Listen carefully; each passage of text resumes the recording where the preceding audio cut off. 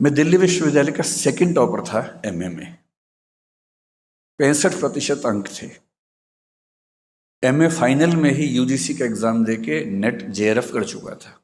मैं फेलो था, हिंदी साहित्य से ही था।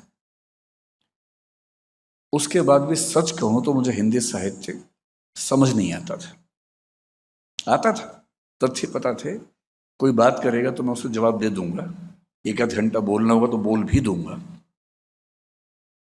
पर कोई विषय उसकी समझ क्या होती है ये समझ नहीं थी। हिंदू कॉलेज में जब आया तो मुझे यह 3 उपलब्धियां हुई। सबसे पहली उपलब्धि ये हुई कि जो अब मेरी पत्नी है वो यहाँ पढ़ती थी। तो उस समय वो भी यहाँ थी, मुझसे 1 साल जूनियर थी। हम लोग पहली बार मिले तो कॉलेज के बाहर थे, तब नहीं पता था कि हम एक ही कॉलेज में पढ़ते हैं। क्लास में भी नहीं जाता था, वो भी नहीं जाती थी, तो कॉलेज से फिर लिंक थोड़ा कम था। हालांकि ये सर की क्लास करती थी तो वहीं से लिंक बना। दूसरा, इनके एक बड़े अच्छे मित्र जो बैठे हैं सामने, प्रमोद द्विवेदी, ये अब दिल्ली विश्वविद्यालय में एसोसिएट प्रोफेसर हैं श्यामलाल कॉलेज में।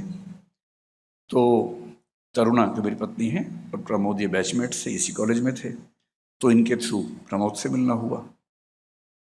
प्रमोद ने मुझे कहा कि आपकी तैयारी ठीक तो चल रही है, लेकिन हिंदी साहित्य में जब तक आप रामेश्वर सर से नहीं पढ़ेंगे ना, वो बात नहीं आएगी। इस बात की तस्दीक मेरी अब जो धर्मपत्नी है, उस समय धर्म प्रेमिका थी, उन्होंने भी की।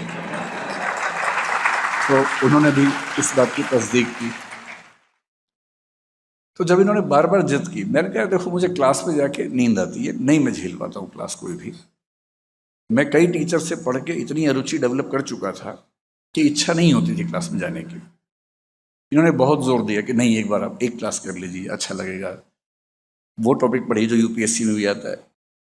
तो मैंने उस भयानक दबाव में 1-2 क्लासेस करने का फैसला किया, ताकि मैं इनको मतलब नज़र मिला सकूं कि मैंने कोशिश की थी, अध्यापक को मौका दिया था मैंने।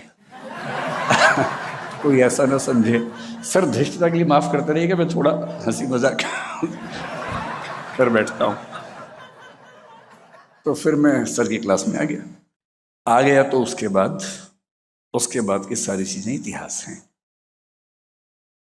मुझे लगता है कि मुझे बचपन से पढ़ना चाहिए था, पर मैं विद्यार्थी जीवन में बहुत ही चंचल, बहुत